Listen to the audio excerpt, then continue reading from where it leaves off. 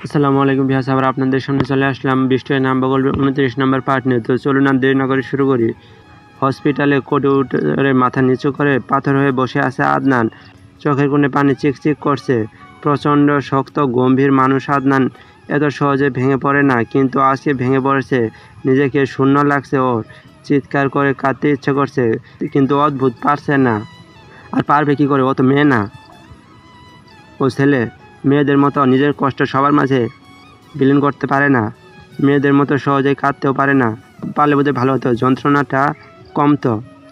এত কষ্ট হচ্ছে যে ওর বুকের ভেতরটা দুমড়ে মুচড়ে যাচ্ছে। চোখ মুখ টকটকে লাল রং ধারণ করেছে। ভেঙে পড়েছে আদনান। নিজের ভালোবাসার ওই অবস্থা ও কিছুতেই সহ্য করতে পারছে না। কিভাবে এসব হলো আদনানের মাথায় আসছে না। দুলাকে সেই মুহূর্তে ওই অবস্থায় দেখে আদনান সেই মুহূর্তে দুলাকে মাথা টেনে নিজের বুকে নিয়ে জড়িয়ে ধরে পাগলের মতো করে দুলাকে ডাকতে থাকে। আদনানের এই চিৎকার শুনে দৌড়ে আসে দারোয়ান। তিনিও স্তব্ধ হয়ে যায় দুলার এই অবস্থা দেখে। সাথে আদনান পাগলের মতো দুলার গালে হাত দিয়ে ডাকছে। রক্ত দেখে আরও পাগলামো বাড়িয়ে ফেলে। সেসব দেখে দারোয়ান ছুটে ভিতরে গিয়ে সবাইকে ডেকে নিয়ে আসে। সবাই বাইরে এসে থমকে যায়।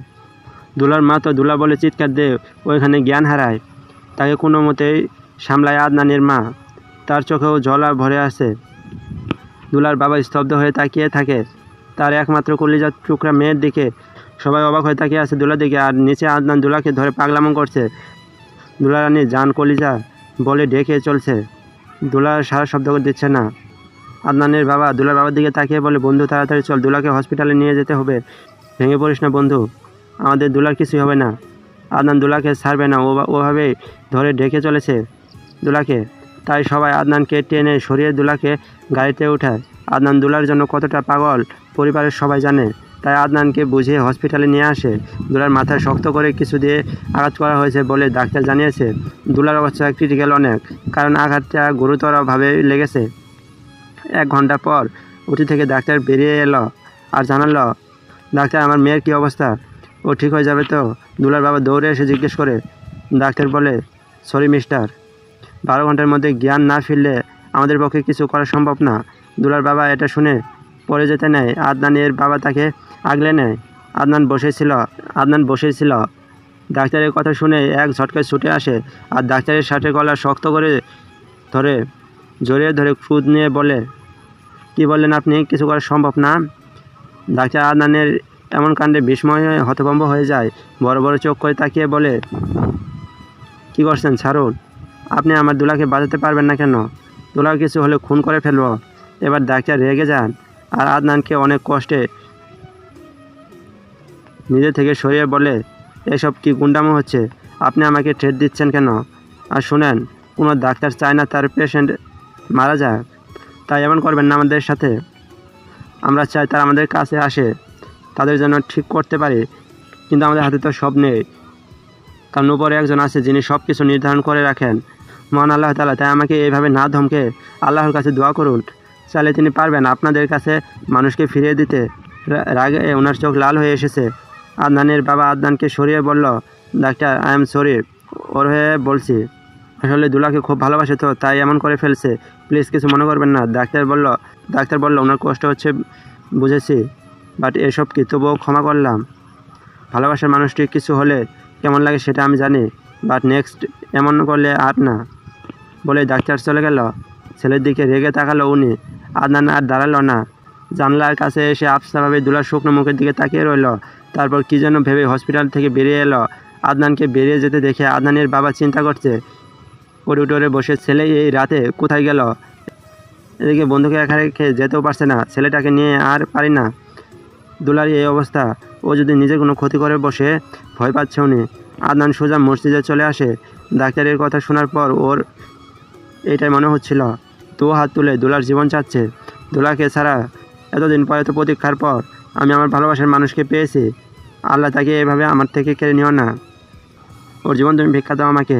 আমার ভালোবাসা অপূর্ণ রেখে না আল্লাহ। এদিকে তিথি নিজে আদনানের মার কাছে বসে আছে আর দুলার জন্য দুঃখ প্রকাশ করছে। দুলার মাকে ঘুমের ওষুধ দিয়েছে, সে এখন ঘুমিয়ে আছে। পাগলামো করছিল অনেক, তাই এই অবস্থা। তিথি আদনানের মাকে বশ করতে চাইছে, কারণ একদিন এই বাড়ির বউ হবার কথা তা। শাশুড়িকে পটিয়ে রাখবে। এই তুমি যাও তো। তিথি কথা অফ করে বলল, কেন আন্টি, কী হয়েছে? তোমার কথা আমার ভালো লাগছে না। আমি দুলার চিন্তায় মরছি আর তুমি আমাকে আজে বাজে কথা বলছো। তিথি রেগে চলে এলো। অসভ্য মহিলা, এটাকে উচিত শিক্ষা দিতে হবে। একবার বউ হয়ে আসি, তারপর দেখাবো। ভোরের দিকে আদনান হসপিটালে আসে। মুখটা শুকিয়ে একটুখানি হয়ে গেছে। এসে দুলার কাছে যাওয়ার জন্য জোরাজোরি করতে লাগে। দুলাকে একবার নিজের কাছ থেকে না দেখতে পারলে, একটু স্পর্শ না করতে পারলে একদম দম বন্ধ হয়ে আসছে। এদিকে ডাক্তার যেতে নিষেধ করেছে, কিন্তু আদনান এর জোরাজোরির সাথে না পেরে 5 মিনিটের জন্য অ্যালাউ করে। আদনান ধীর পায়ে এগিয়ে যায় দুলার কাছে।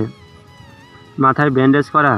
ও এগিয়ে গিয়ে নিঃস্ব পলক ফেলে কিছুক্ষণ তাকিয়ে থেকে দুলার কপালে আস্তে করে চুমু খায়। তারপর হাতটা আস্তে করে ধরে নিজের বুকে চেপে ধরে ছলো ছলো চোখ করে দুলার দিকে তাকিয়ে থেকে মৃদু কণ্ঠে বলল, দুলারানী, তোর কিছু হবে না দেখিস। আল্লাহ আমার কাছ থেকে তোকে নেবে না, আমার ভালোবাসাকে অপূর্ণ রেখে। আর তোর এই অবস্থা যে করেছে, তাকে আমি এর থেকে কঠিন শাস্তি দেব। তুই খালি তাড়াতাড়ি আমার বুকে ফিরে আয়। আমার বুকটা যে ফাঁকা হয়ে গেছে, শূন্য হয়ে গেছে, আমি নিঃশ্বাস নিতে পারছি না। এইভাবে যন্ত্রণা হচ্ছে খুব। এই যন্ত্রণা একমাত্র তোর সুস্থতা ঠিক করতে পারবে। বলে কপালে আরেকটা ভালোবাসার পরশ দিয়ে বেরিয়ে আসে। 12 ঘন্টা হতে আর আধা ঘন্টা, কিন্তু দুলা নো রেসপন্স। সবাই চিন্তিত হয়ে বসে আছে। আদনান ছটফট করছে, কিন্তু ওর বিশ্বাস দুলা ঠিক হবেই। দুলার মা, আদনানের মা, সকালে চলে এসেছে, সাথে খাবার নিয়ে এসেছে। সবার জন্য কিছু বলতে পারছে না। আসলে দুলা জ্ঞান না ফিরলে বলতেও পারবে না। দুলার মা এসব জানে না ঘন্টার খবর। সে জানে দুলা ঠিক আছে, চলবে।